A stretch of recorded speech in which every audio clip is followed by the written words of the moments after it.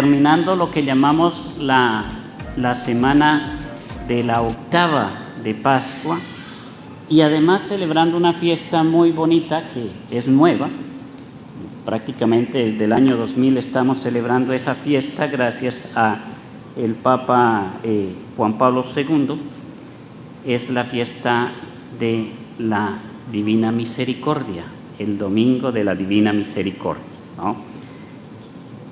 Primero que todo, pues, hablar un poquitito de lo que es la octava, porque suena raro. La semana completa, desde la resurrección hasta el día de hoy, se dedica en general a lo que ocurrió en el primer día, el día de la resurrección, diríamos desde la mañana hasta la tarde, y todos los eventos que fueron pasando como simultáneamente. Es como si pusiéramos el video en cámara lenta para poderla meditar durante toda la semana. Y el nombre es un poco curioso, octava, la octava de Pascua. Y es que en términos teológicos y espirituales, y diríamos que en el tiempo de Dios, podemos unir toda la obra de Dios en 8 días, en 8, no en 7, ¿sí? Decimos, y la Escritura en el Génesis nos habla de que el Señor hizo el cielo y la tierra y todo cuanto existe en 6 días, ¿verdad? Y el séptimo día descansó. ¿Y cuál es el séptimo día? El sábado, ¿verdad? El sábado es el séptimo día, no el domingo. Nosotros decimos que el lunes es el primer día de la semana. Eso no es cierto. El primer día de la semana es el domingo, ¿sí? Entonces se tenía el sábado como el sabbat, el día del descanso. Y entonces, ¿por qué los católicos nos vamos como en contra del Antiguo Testamento y celebramos el domingo? Pues porque la resurrección ocurrió no el sábado, el día del descanso, sino que la resurrección ocurrió el primer día de la semana. Y el primer día de la semana es el domingo. Y por eso se llama de esa manera. Domingo quiere decir día del Señor. Está bonito también en inglés porque se puede ponerle un nombre bonito, ¿no? El Sunday, el día del sol, ¿sí? Recuerdan que Jesús es el sol naciente, ese sol que llega para iluminar a todas las naciones. Bien, pues en nosotros es esa la razón por la que nosotros celebramos el domingo, el día de la resurrección. Y la octava se refiere a que en 6 días Dios hizo el cielo, la tierra, lo que existe. El séptimo día descansó y el octavo día nos abrió las puertas al cielo, ¿sí? Por eso se habla de un día octavo. Y un día, recuerden en la vigilia pascual que se habla del día que no va a tener fin, del día que ya no va a tener ocaso, porque la vida del ser humano cambia radicalmente desde el día de la resurrección. Hasta el día anterior a la resurrección, nosotros estábamos imposibilitados de ir al cielo. Y el día de la resurrección es el que nos abre las puertas al cielo. Por eso es el día que ya no tiene fin. ¿Desde cuándo empezamos nosotros a celebrar el domingo? ¿Desde cuándo empezaron los cristianos a celebrar el domingo? Desde el mismo día de la resurrección, cuando Jesús se les aparece. Y recuerden que ese mismo domingo Jesús ya algunos discípulos habían celebrado la Eucaristía. Los discípulos de Emaús ya habían estado con él compartiendo el pan, y dice que cuando él les dio, bendijo el pan y lo repartió, la Eucaristía, lo reconocieron, ¿no? Lo reconocieron al partir el pan. Y de ahí en adelante, por la ausencia de Tomás, que ese día no estaba, decimos que ese día Tomás no fue a misa, como a veces les pasa a ustedes, de vez en cuando no están y se pierden algún anuncio, ¿no? Entonces ese día Tomás no estaba, y eso nos lleva a otra evidencia. Dice que a los 8 días nuevamente los apóstoles estaban reunidos en el mismo lugar.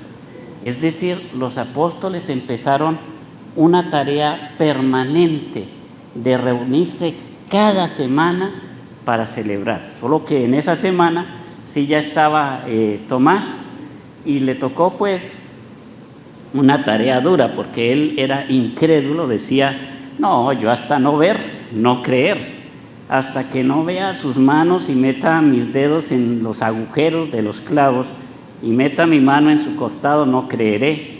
Y el Señor le da una lección muy fuerte.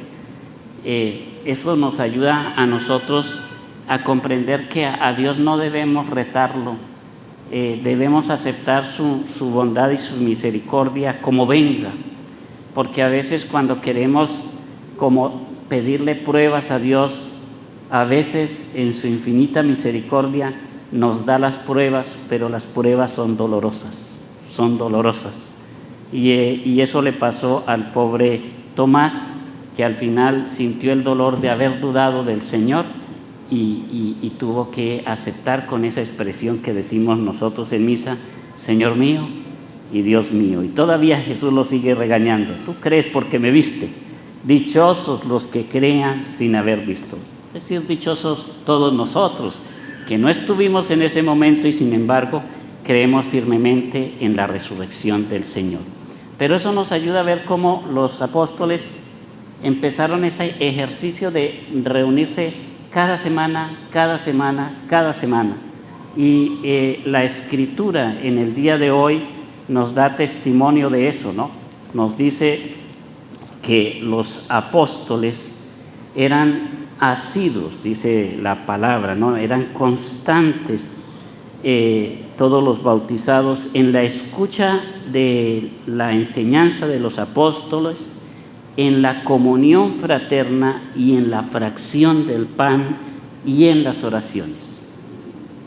En la escucha de las enseñanzas, en la comunión fraterna. Comunión fraterna no es solo la comunión aquí con Dios. Fraterno quiere decir entre hermanos, es decir, en la misma Escritura, la gente sentía como una especie de envidia de los cristianos y decían: miren cómo se aman.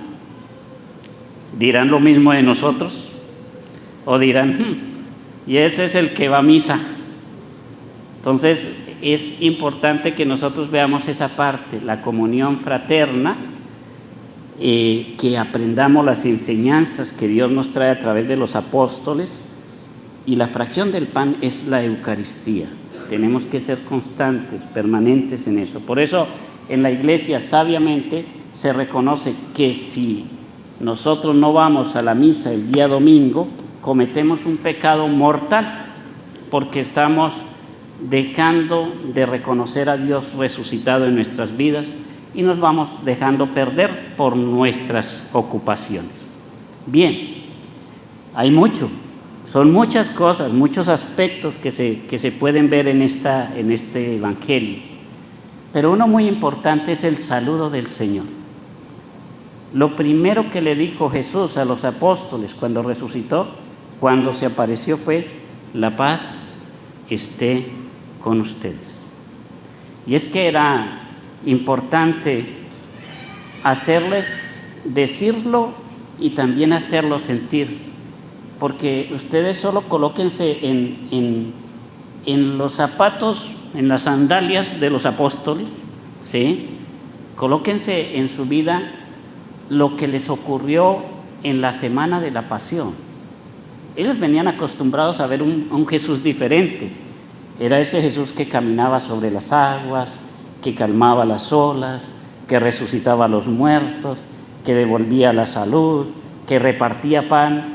Pues la Escritura habla de por lo menos 3 veces que hubo la multiplicación de los panes y los peces. un Jesús que hablaba con autoridad, que dejaba incluso con su autoridad callado a las autoridades eclesiales y hasta civiles. Cuando lo retaban, incluso le ponían trampas. Veían los apóstoles cómo era una persona tan capaz, con tan sabiduría, con tan gran sabiduría, que ellos siempre deseaban estar con él. Pero cuando llegó el momento de la pasión, ellos iban a Jerusalén como cualquier judío a celebrar su fiesta de Pascua. Ellos no se imaginaban que en esa semana les iba a cambiar la vida. Y entonces esa semana empezaron a sentir otro tipo de sentimientos que no tenían: miedo, tristeza, frustración, amargura. Tenían ese miedo de ser incluso crucificados al igual de Jesús. Tuvieron que empezar a esconderse. Y ellos que tenían una vida normal, empezaron a tener una vida realmente complicada y a no entender. Ahí vemos a los discípulos de Emaús corriendo y diciendo: no, pues ya que, ya lo mataron, pasaron 3 días, pensamos que iba a ser el liberador de Israel, pero ya parece que eso apenas fue un fogonazo, ahí ya se acabó. Decepción total. Y entonces el Señor, por esa razón, lo primero que les dice es que la paz esté con ellos, ¿sí? La paz esté con ustedes. Nuestra vida es eso, nuestra vida es como la Semana Santa. Muchas veces uno en su vida se imagina la vida de un modo y le llega de otro. Las personas que tienen su familia, su esposo, su esposa, sus hijos, cuando iniciaron esa tarea se imaginaron que era de una manera, y ahora van caminando y se va complicando y empiezan a tener deudas y empiezan a tener problemas y empiezan a tener falta de trabajo, exceso de trabajo, y empiezan a tener dificultades con los hijos y los hijos con los papás, y empieza a haber un ambiente en el que no estamos en paz. Y el Señor nos dice: si quieres vivir como resucitado, deja que la paz habite en ti.